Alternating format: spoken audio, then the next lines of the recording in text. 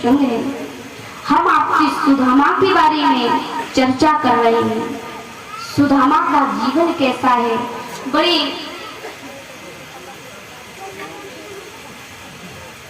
बड़ा सुदामा चरित्र बड़ा सुंदर है। सुदामा जी व्रत, भागवत जी में उनके लिए कहा गया कि कृष्ण शाशीर सखा कश्चित ब्राह्मणो ब्रह्मवित्तमे विरक्त इंद्रियार्थेषु प्रशांतात्मा जितेंद्रिय। विरक्त है श्री सुदामा जी, कभी किसी से कुछ मांगते नहीं और गरीब है, खाने के इतने गरीब है कि कभी कभी खाने के लिए कुछ मिल जाता है तो खा लेते हैं, वरना कभी कभी भूखे ही सो जाते हैं। घर में पत्नी बच्चे हैं, कभी कभी तो एक आध चावल मिलता है, लेकिन नियम है कि जो मिले भोग लगाते हैं। एक बार तो एक चावल से भगवान का भोग लगाया था, कन्हैया का भोग लगाया था, लेकिन भाव था भगवान के प्रति बड़ा प्रेम करते हैं, कन्हैया से बड़ा प्रेम करते हैं, बहुत गरीब है।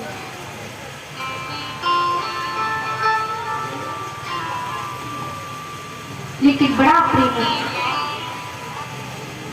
कई लोग कहते हैं कि सुदामा ने कन्हैया के चनाओं को चुराया था, इसलिए वो दरिद्र हुए, गरीब हुए, लेकिन ऐसा नहीं है भक्तों। एक बार एक महाकाल मंदिर में रहने वाली एक बूढ़ी मैया जो बड़ी भक्ति करती थी, महाकाल की सेवा पूजा करती थी, बड़ा प्रेम करती थी और घर घर मांगती थी, मिल जाता तो खा लेती, नहीं तो भूखी ही रह जाती, भूखी सो जाती। तो वो एक बार मांगने के लिए गई तो कहीं से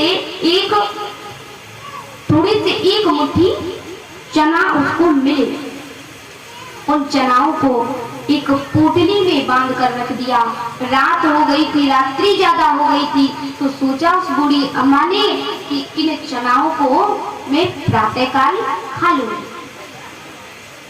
तो सो गई।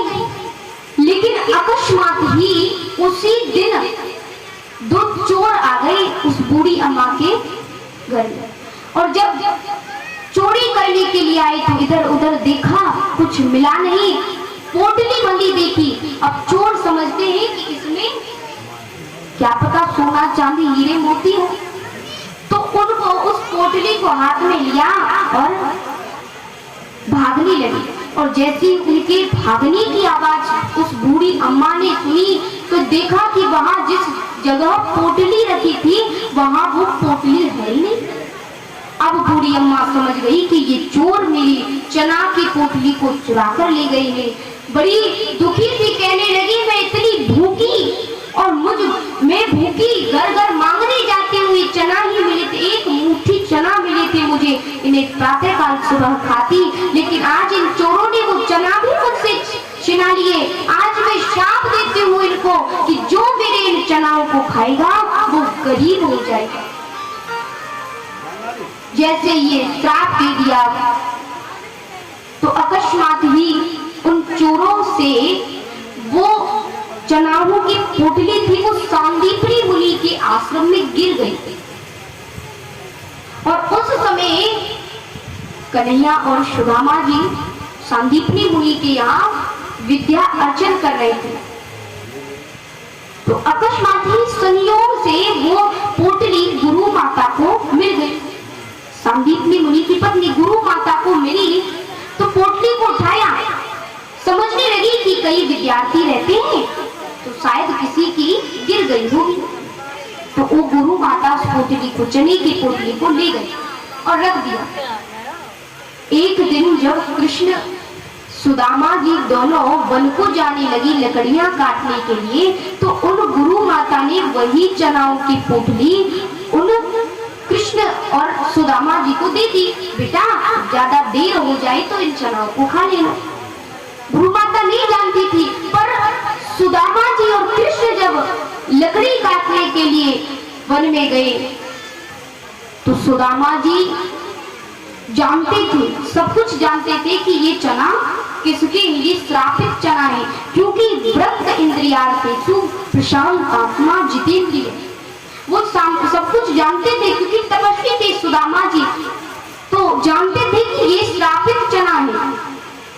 उस समय सुदामा जी ने सोचा कि अगर इन चनाओं को मैं कन्हैया को दे दूंगा तो मेरा कन्हैया गरीब हो जाएगा, इसलिए कन्हैया को गरीब न बनवाने के लिए स्वयं कन्हैया की गरीबी खुद सुदामा जी ने ली।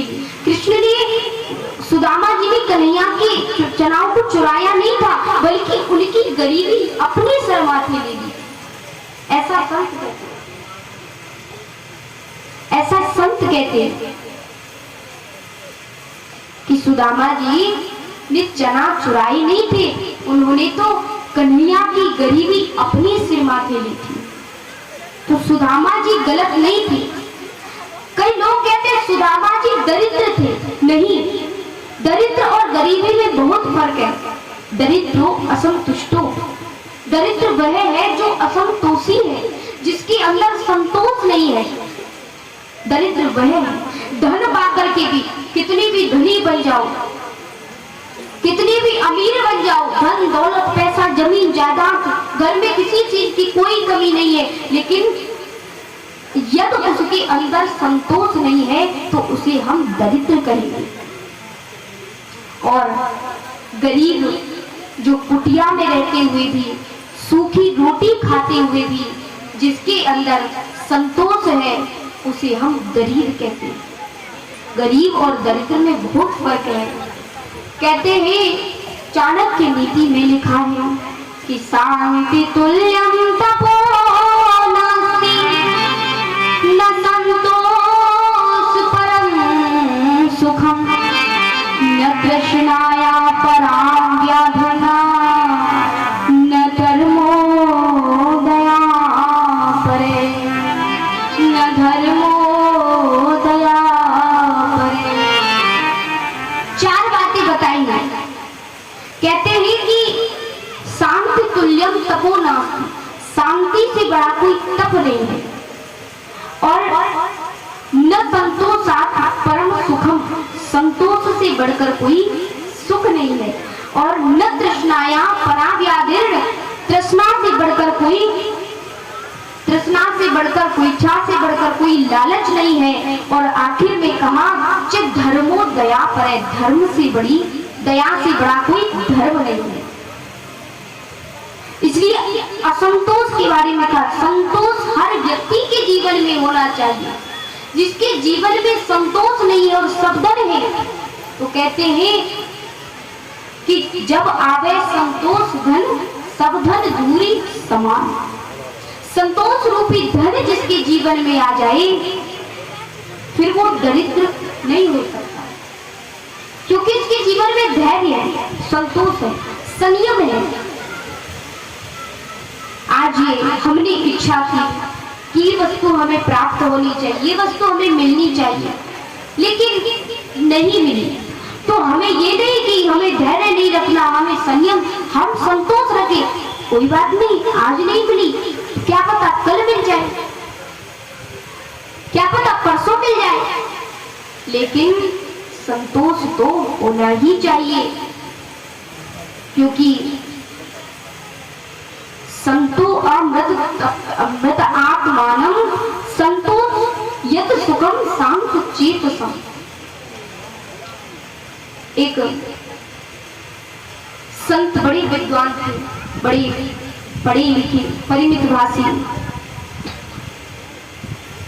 तो जा रहे थे एक रास्ते से, उसी समय एक राजा के साथ कई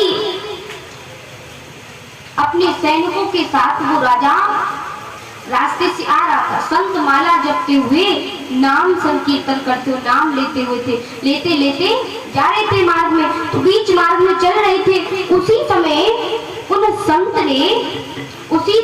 संत ने कुछ आवाज सुनी, कुछ लोग आ रहे हैं, एक राजा सामने, सबसे पहले आगे आगे राजा दौड़ रहा है और पीछे पीछे उसकी सेना दौड़ रही है और चिल्ला रहे हैं, अरे रास्ता छोड़ो, अरे रास्ता छोड़ो, रास्ता छोड़ो। संत जी ने पीछे मुड़कर देखा, आवाज सुनी कि कुछ लोग चिल्ला रहे हैं कि अरे रास्ता छोड़ो, रास्ता छोड़ो। पश्चिम दिशा के राजा ने पूर्व दिशा के राजा पर आक्रमण किया है, रास्ता छोड़ो। अब संत जी अपनी मस्ती में मस्त चल रहे। संत जी ने पूछा कि रुको रुको, रोक लिया उनको। तो राजा से पूछा कि महाराज कहाँ जा रहे हो? तो राजा ने जवाब दिया कि हमने पूर्व दिशा के राजा पर आक्रमण किया है। बोले क्यों? बोले उसका धन जमीन जायदाद राज्य लेने के लिए। तो संत कहते हैं कि राजा, क्या तुम्हारे पास धन नहीं है? क्या तुम्हारे पास राज्य नहीं है? क्या तुम्हारे पास हाथी घोड़े सैनिक नहीं है? फिर तुम क्यों पूर्व दिशा के राजा के पास राजा के घर पर आक्रमण कर रहे हो, राज्य पर आक्रमण कर रहे हो? तो पूर्व पश्चिम दिशा के राजा ने कहा, नहीं नहीं महात्मा जी, ऐसा नहीं है, मेरे पास धन भी है, मेरे पास सब कुछ है, लेकिन पूर्व दिशा का राजा कमजोर पड़ गया है, इसलिए मैं इस पर आक्रमण कर रहा हूँ। तो वो महात्मा जी के हाथ में एक कौड़ी लगी हुई थी। पहले कौड़ी का बड़ा महत्व होता था। हाँ? तो वो कौड़ी हाथ में लगी हुई थी, वो कौड़ी हाथ में थी। महात्मा जी ने वो पश्चिम दिशा के राजा से कहा, राजन जरा अपना हाथ आगे बढ़ाओ। तो उस राजा ने अपना हाथ आगे बढ़ाया, तो महात्मा जी ने वो कौड़ी राजा के हाथों में रख ली। तो पश्चिम दिशा के राजा बोले, क्यों महात्मा जी, ऐसा ये क्यों कौड़ी क्यों दे रहे हो? मुझे इसकी जरूरत नहीं है। तो संत कहते हैं कि राजन, मैं संतों की कुटिया पर गया, संतों के आश्रम गया, मैं गांव गांव में घूमा, घर घर में घूमा, लेकिन मुझे कोई ऐसा व्यक्ति नहीं मिला जिसे मैं इस कौड़ी को दे सकूं। लेकिन आज मुझे तुम मिल गए, क्योंकि मैंने सबसे दरिद्र तुम्हें पाया है, सबसे बड़ा दरिद्र तुम्हें पाया है। क्योंकि स्वयं पर राज्य होते हुए, सैनिक, हाथी घोड़े, सोने चांदी हीरा जवाहरात होते हुए भी तुम पूर्व दिशा के राजा पर आक्रमण, उसके राज्य पर आक्रमण कर रहे हो, तो तुमसे बड़ा दरिद्र इस संसार में और कौन हो सकता है? महात्मा जी ने वो कौड़ी दी और चली गई। अपने पास सब कुछ होते हुए भी संयम न रखना, संतोष न रखना, इसी का नाम तो है असंतोष, इसी का नाम तो है दरिद्रता। लेकिन सुदामा जी दरिद्र नहीं है, वो गरीब जरूर है पर दरिद्र नहीं है। कुछ मिल जाता है खा लेते हैं, नहीं मिलता कोई बात नहीं, भूखे सो जाते हैं। 2 टिक्कर नमक डालकर सुबह 2 टिक्कर शाम को खाते हैं। आज सुशीला जानती थी, जो कि सुदामा जी की पत्नी है, सुशीला जानती थी कि मेरे पति के स्वामी हैं द्वारिका के राजा। आज सुशीला हाथ जोड़ करके स्वामी के सामने बैठ गई और कहने लगी, स्वामी, क्या आप अपने मित्र द्वारिकानाथ को द्वारिकाधीश को भूल गए? आपको याद नहीं आपके मित्र है द्वारिकाधीश श्री कृष्ण? आज सुदामा जी ने जैसे अपने मित्र द्वारिकाधीश का नाम सुना, आंखों में आंसू आ गए। कहने लगी, देवी, कितनी पुरानी बात तुमने याद दिला दिया, कितनी पुरानी बात। मैं तो द्वारिकाधीश को, अपने मित्र को भूल ही गया था। तो सुशीला बोली, स्वामी, क्या आपका जो मित्र है द्वारिकाधीश आपके मित्र है, तो मित्र को मित्र से मिलने का मन होता है ना, तो क्या आपका कभी मन नहीं होता मित्र से मिलने जाने का? हाँ? तो सुदामा जी कहते हैं, देवी, मन तो खूब करता है मित्र द्वारिकाधीश से मिलने का, लेकिन क्या करूं, जब भी जब भी मिलने का मन होता है आंख बंद कर लेता हूँ, उनका स्मरण कर लेता हूँ, बस स्मरण करके मिल लेता हूँ और वापस। तब सुशीला कहती है क्योंकि ऐसे तो मिलना होता ही रहता है, पर स्वामी मैं उस मिलने की बात कह रही हूँ जो शरीर से आप जाओ द्वारिकाधीश के पास और द्वारिकानाथ से मिलकर आओ। अरे द्वारिकानाथ जब अपने मित्र आपको देखेंगे ना तो प्रसन्न हो जाएंगे, आनंदित हो जाएंगे आपको देखकर। हाँ, आप जाओ ना मिलने के लिए। तो सुदामा जी कहते हैं कि देवी मैं चला तो जाऊं, लेकिन कैसे जाऊं मैं? खाने को पास हम पर कुछ है नहीं, खाने को हमारे पास कुछ है नहीं, और मित्र के, गुरु के और माता पिता के घर कभी खाली हाथ नहीं जाते, तो जाऊं कैसे? सुशीला जी कहती है कि स्वामी कैसी बात कर रहे हो आप? क्या हुआ? कुछ नहीं है तो ऐसे चली जाओ। तो सुदामा जी कहते नहीं नहीं देवी ऐसे नहीं जाता, मैं नहीं जाऊंगा। सुशीला बोली अरे जाओ ना स्वामी। तो आज बार बार सुशीला सुदामा जी से कहती है कहे प्राणनाथ एक बार आप द्वारकाधीश के पास जाइए। तो जब बार बार विनय करने लगे तो सुदामा जी ने कहा हे प्रिय कि माना में हूँ मित्र भावनी उस मोहन मदन मुरारी का, आज दर जाने में शर्म लगे मेरा बन जा भेष भिखारी का, बन जा भेष भिखारी का। माना में हूँ मित्र भावनी मोहन मदन मुरारी का, दर जाने में शर्म लगे मेरा बन जा भेष भिखारी का, बन जा भेष भिखारी का।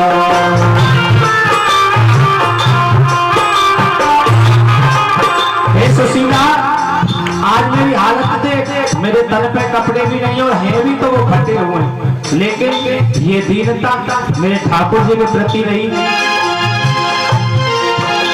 मेरे वो राजा मेरा भेष भिखारी क्या मुझको पहचानेगा, रे जाके वापस पड़ जाए आना कुछ नहीं हाथ में आने का, रे जाके वापस पड़ जाए आना कुछ नहीं हाथ में आने का।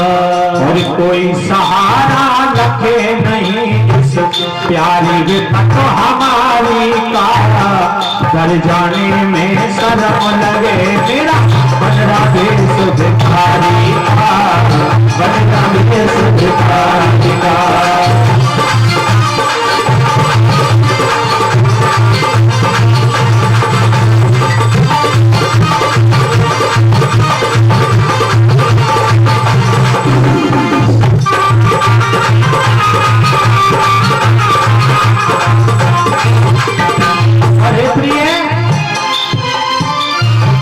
दुश्मन भूख बनी मेरी प्यारी जो चना कपट के खाए, प्रीत बुरी भागधारी की दर दर आज घुमाए, आए प्रीत बुरी भागधारी की दर दर आज घुमाए। आज सुदामा जी बताने लगी सारी बातों को कि हे प्रिय हे सुशीला, जिस वक्त मैंने अपने मित्र सुदामा के चने खाए उस वक्त से ही उसी भूख ने आज मुझे व्याकुल कर दिया है, लेकिन व्याकुल भी कैसा किया है? केवल हरि का भजन करते हुए। तो दुश्मन भूख बनी मेरी प्यारी जो चना कपट के खाए, प्रीत बुरी भागधारी की जो दर दर आज घुमाए, प्रीत बुरी भागधारी की दर दर आज घुमाए। और कोई सहारा रखे नहीं इस प्यारी विपत हमारी का, दर जाने में शर्म लगे मेरा भेष भिखारी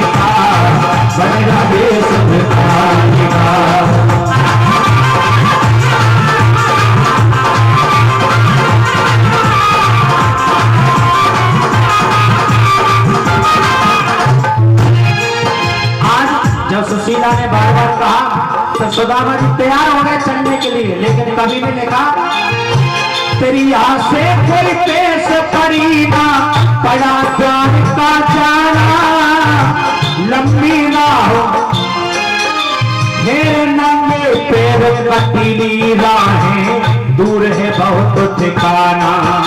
हाँ नंगे पैर कटीली राहें, दूर है जाना।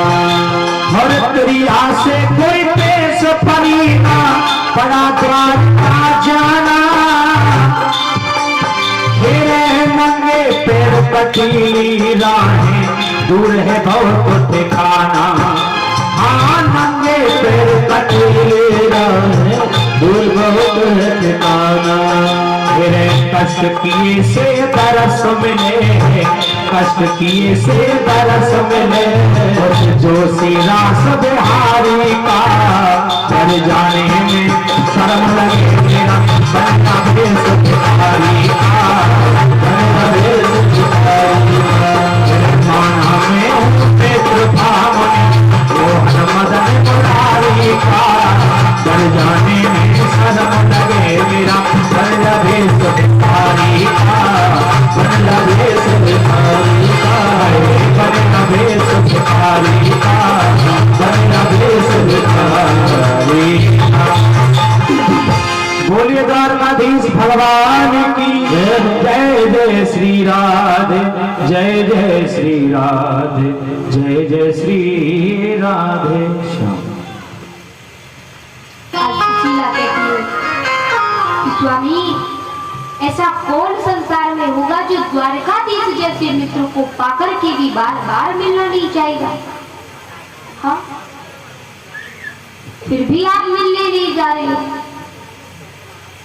तो सुदामा जी कहते हैं कि कैसे जाऊं सुशीला, कितनी बार बताओ, मैं जाऊं तो जाऊं कैसे, घर में कुछ खाने को है नहीं, और ऐसे खाली हाथ में मित्र के यहां नहीं जा सकता, इसीलिए मैं नहीं जा सकता कृष्ण से मिलने के लिए, अपने मित्र से मिलने के लिए।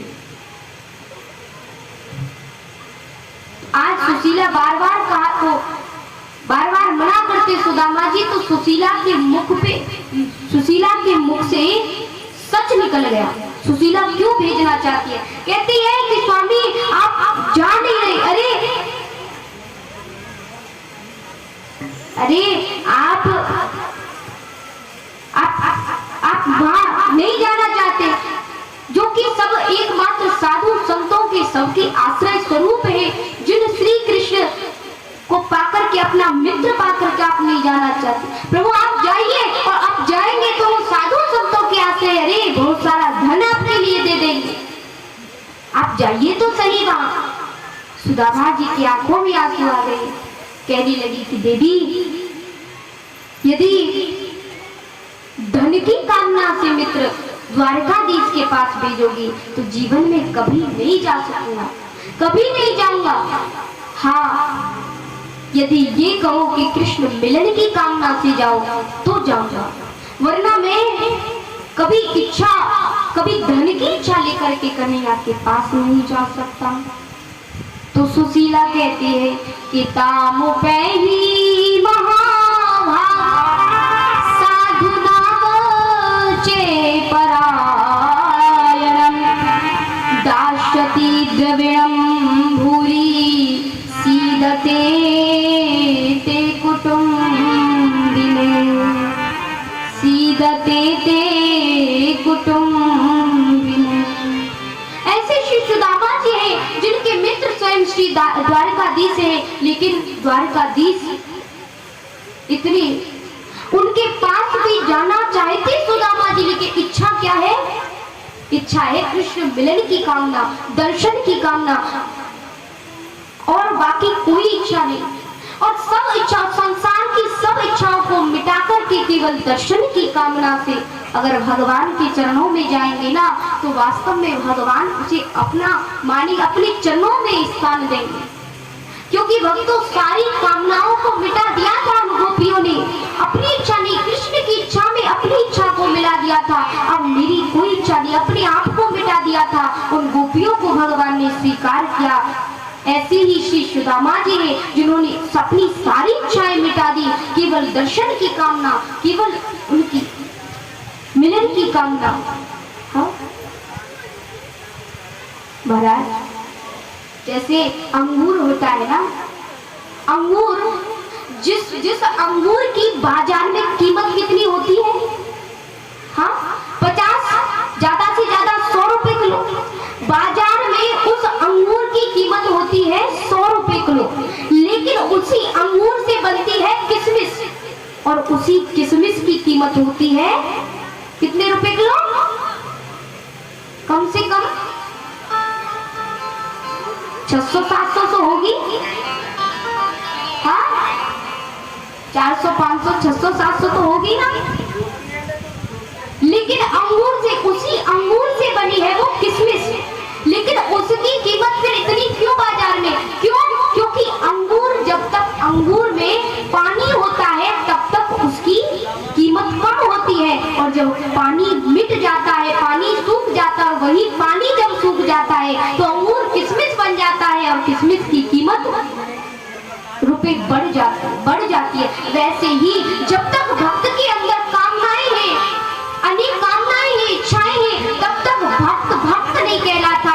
और जब भक्त की सारी इच्छाएं अपने मन से, भक्त सारी इच्छाओं को मिटा करके और भगवान की इच्छा में ही अपनी इच्छा को मिला देता है, तब वो किशमिश बन जाता है। हम उनको किशमिश कहेंगे। इसलिए सुदामा जी ने अपनी सारी इच्छा को मिटा दी, केवल उनके दर्शन की कामना, केवल उनके मिलन की कामना लेकर जा रहे श्री सुखदेव जी। श्री सुदामा जी कह रहे हैं कि देवी मैं जाऊंगा, लेकिन मिलन की कामना से जाऊंगा। सुशीला जी बोली, हाँ हाँ स्वामी, आप जैसे भी जाओ, लेकिन आप जाओ। मैं तो कहती हूँ आप प्रेम से खूब वार्ता करना, खूब प्रेम से मिलन, उनके दर्शन करके आना, क्योंकि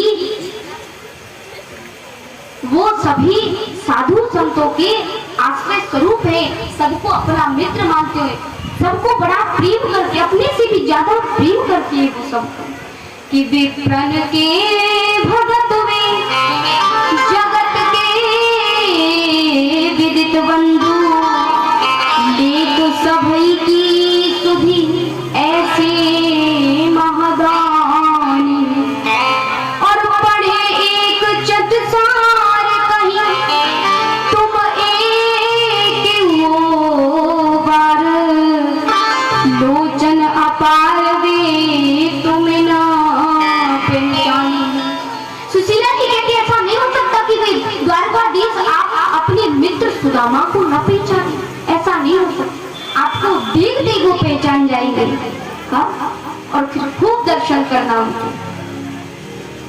सुदामा जी अपने आप के जीवन को पहले ही धन्य मान रहे हैं कि पहले मेरा जीवन इसलिए धन्य था कि कृष्ण द्वारकाधीश स्वयं कृष्ण मेरे मित्र बने, लेकिन अब अपने जीवन को इसलिए धन्य मान रहे हैं कि अयम ही परमो लाभ उत्तम श्लोक दर्शनम।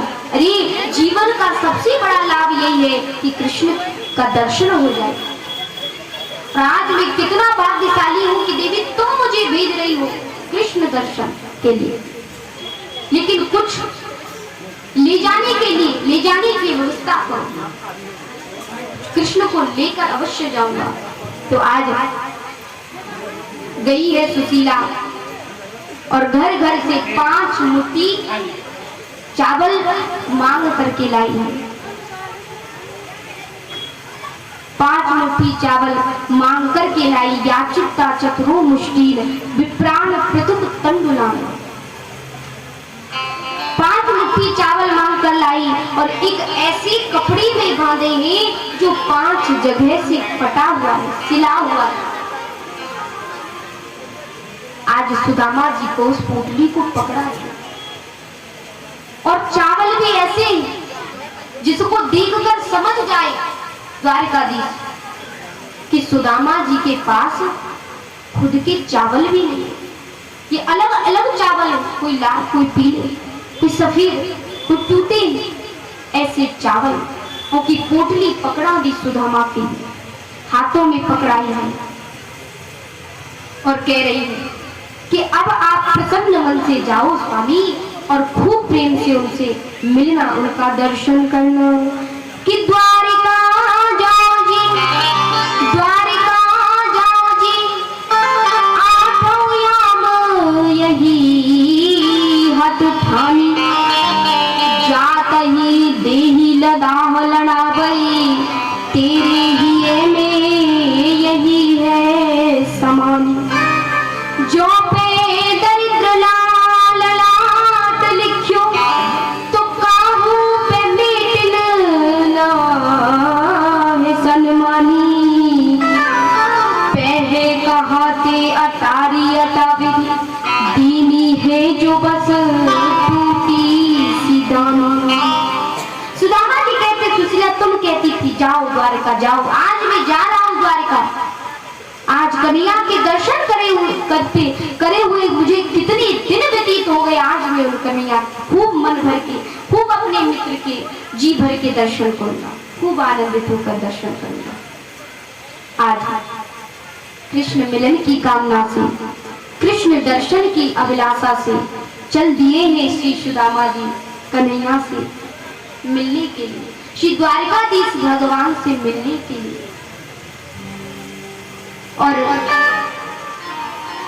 जब जा रहे हैं तो बेशक उनका स्वरूप कैसा भी हो, बेशक फटे टूटे वस्त्र हो, तन से वो बड़े गरीब दिखते हो, लेकिन कहते हैं कि तन सो अति दीनहीन, पर भक्ति में धनवान। तंदुल का दबाय चलियो, मिलवे को कृपान। भक्ति में बड़े धनवान है, आज कृष्ण दर्शन की दिव्य अभिलाषा को लेकर चल रहे हैं। दूर नगरी बड़ी दूर नगरी रे है, दूर नगरी बड़ी दूर नगरी। कैसे आऊं रे कन्हैया, कैसे आऊं रे सबरिया, तेरी गोकुल नगरी। दूर नगरी बड़ी दूर नगरी, लाला दूर नगरी बड़ी दूर नगरी।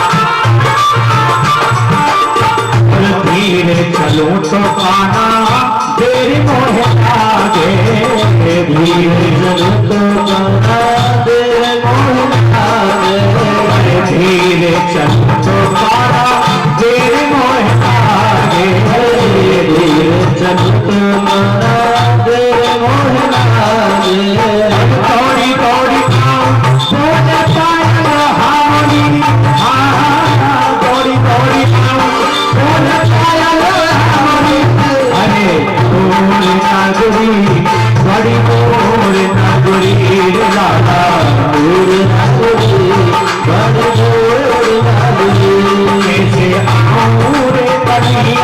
कैसे आऊं सवरिया तेरी गोकुल नगरी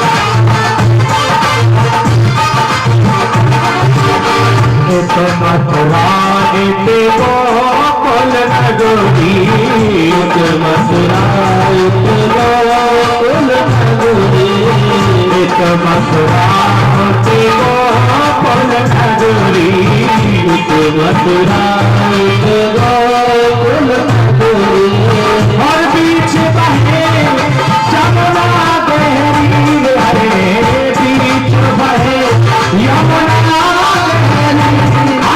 दूर नगरी बड़ी दूर नगरी दूर नगरी बड़ी दूर नगरी कैसे आओ रे कन्हैया कैसे आओ रे सवरिया तेरी गोकुल नगरी दूर नगरी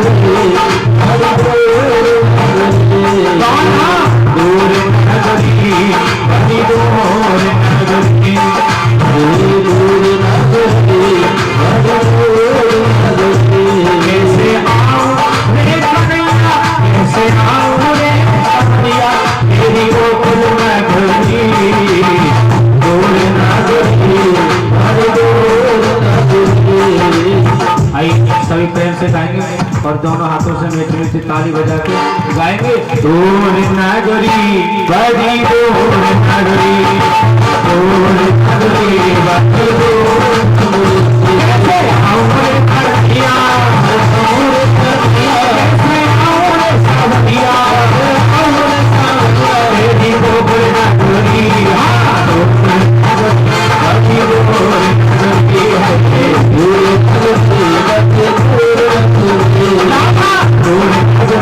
बड़ी दूर नगरी है दूर नगरी बड़ी दूर नगरी दूर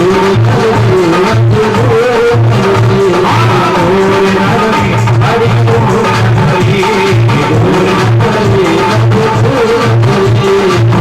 नगरी दूर नगरी बोली बांके बिहारी लाल की जय जय जय श्री राम जय जय श्री राम जय जय श्री राधे। श्री सुखदेव जी कहते हैं आज सुदामा जी जा रहे हैं द्वारका के लिए, निकल पड़े हैं घर से, लेकिन उनके शरीर का दर्शन करें, फटे टूटे वस्त्र हैं, उधड़ी सी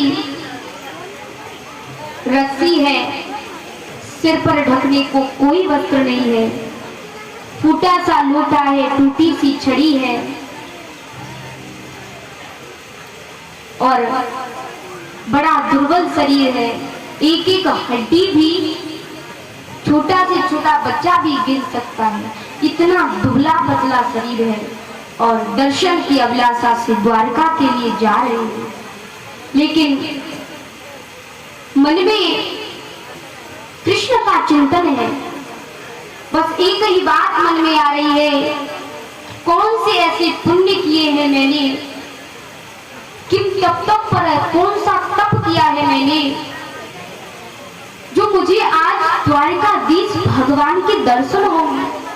अरे बड़े बड़े ऋषि मुनि संत महात्मा, बड़े बड़े योगी जिन भगवान की तपस्या करते हैं, योगी लोग जिनका हर समय स्मरण करते हैं, पूजा पाठ करते हैं, ऐसे ऐसे उन योगियों को भी जो जन्म जन्म भगवान की तपस्या करते, उनको उनके मुख पर वो नाम नहीं आता, उनके दर्शन उन्हें नहीं होते, उन प्रभु के दर्शन उन्हें नहीं होते, लेकिन मेरे इतने बड़े भाग्य, आज मुझे प्रभु के दर्शन हो गए। आज मैं भगवान श्री द्वारकाधीश के दर्शन करूंगा। अपने आप को बड़ा भाग्यवान मान रहे हैं। श्री तुलसीदास जी कहते हैं कि जन्म जन्म मुनि जतन कराई, जन्म जन्म मुनि जतन कराई, जन्म जन्म मुनि जतन कराई, जन्म जन्म मुनि जतन कराई, अंत राम कहीं आवत नाही, अंत राम कहे आवत नाही। जय सिया राम, जय जय सिया राम, जय सिया राम, जय जय सिया राम, जय सिया राम, जय जय सिया राम, जय सिया राम, जय जय सिया राम। इस प्रकार की दिव्य अभिलाषा है मन में, मस्तिष्क से तेज छलक रहा है। और आज सुदामा जा रहे हैं द्वारका के लिए, लेकिन द्वारका का मार्ग तो पता ही नहीं। पहुंच गए हैं काशी, पहुंच गए हैं वृंदावन, कभी पुष्कर चले गए, लेकिन कन्हैया की द्वारकापुरी मिली नहीं। ढूंढते ढूंढते पता नहीं कहां कहां जा रहे। आज ढूंढते ढूंढते चलते चलते श्री सुदामा जी के पैरों की विवाहियां फट गई, रक्त बहने लगा, लेकिन चिंतन नहीं छोड़ा कन्हैया का। जैसे कि रामचरितमानस में जब विभीषण जी जाते हैं, जब रावण के द्वारा तिरस्कार होता है विभीषण का, तो उस समय विभीषण राम जी से मिलने के लिए जाते, राम जी की तरफ जाते, तो उस समय सोचते जाते जिस तरह विभीषण जी सोच रहे हैं, देखहुँ जाई चरण जल जाता, जाए चरण जल जाता, देखहुँ जाई चरण जल जाता, देख जाए चरण जल जाता, अरुण मृदुल सेवक सुखदाता, अरुण सेवक जगदाता, ते पद परसी करी नारी, ते पद तरस नारी, दंडक पावन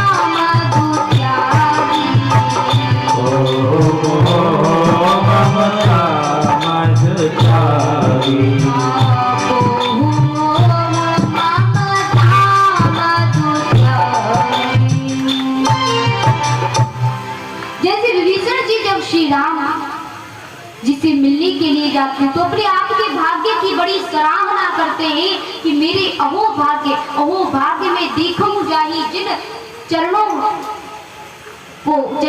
का स्पर्श पाते अहिल्या जैसी पत्थर नारी बन गया, उन चरणों के दर्शन करूंगा। आज मैं श्री राम के प्रभु के दिव्य दर्शन करूंगा, उनके स्वरूप के दर्शन करूंगा। वैसे सुदामा जी सोच रहे आज मैं द्वारकाधीश के दर्शन करूंगा, लेकिन दर्शन करें उससे पहले हालत इतनी दुर्दशा, पैरों में विवाहियां फटी हैं, इतने दुख गए पैर, अब चला नहीं जा रहा है, लेकिन अभिलाषा है कृष्ण दर्शन की। इतनी अभिलाषा की भूख प्यास सब भूल गए कि भूख लगती है न प्यास लगती है, जिंदगी अब उदास लगती है। कैसे आऊं मैं द्वारिका तेरी, आस भी अब निराश लगती है। सुदामा जी सोच रहे हैं भाई कैसे जाऊं मैं द्वारका, कैसे जाऊं। तो आज दर्शन की अभिलाषा तो है, लेकिन बीच में नदी पड़ गई। नदी के चारों तरफ देखा, नदी और पड़ गई, कैसे पार करूं नदी को, कीवट नहीं दिखता। तभी उसी समय वहां कीवट आ गया, नाव कीवट ने पार पर खड़ी कर रखी है। तो सुदामा जी को अचानक से नाव दिखी, कहने लगे भैया क्या इस पार से दूसरी पार हमें उतार दोगे। तो केट बोले भैया मैं आप जैसों को पार लगाऊं, नदी के पार में उतार दूं, बैठ जाओ। और सुदामा जी नाव में बैठ गए। तो बैठे तो बार बार कीवट जो है वो बार बार सुदामा जी की तरफ देख रहे। तो सुदामा जी ने बड़े भोलेपन से पूछ लिया, चोरी भैया केवट तू बार बार मुंह को नजर गाड़ के ऐसे क्यों देख रहे हो? हाँ कौन सा माल चुरा लिया तेरे मैंने तेरा, जो बार बार मुंह को ऐसे एक तक दृष्टि से देख रहे हो? तो केवट कहते भैया ऐसे नहीं, हम तो ऐसे देख रहे थे, हम सोच रहे थे कि आप जा कहाँ रहे हो, आप कुछ जाने पहचाने से लगे हमें। तो सुदामा जी बोले अच्छा हम, अरे हमारा वो द्वारकाधीश मित्र है, तो द्वारका के लिए जा रहे हैं उनसे मिलने के लिए। जो केवट है वो स्वयं द्वारकाधीश है, और द्वारकाधीश ही केवट बनकर आए हैं। आज द्वारकाधीश भगवान ने केवट बनकर के नदी के इस पार से उस पार सुदामा जी को उतारा। तो सुदामा जी ने उतरते समय पूछ लिया कि भैया यहाँ से द्वारका कितनी दूर है? तो बताया कि 3 महीना और लगेंगे। अब सुदामा जी घबरा गए, 3 महीना से चल रहे हैं, 3 महीना और लगेंगे। अब एक वृक्ष के नीचे सो गए। भैया देख हमारे मन में तो तेरे दर्शन की कामना ही, लेकिन अब तो तूने ज्यादा ही खींच लियो। अब तो बोलिए शिवा के बिहारी लाल की जय।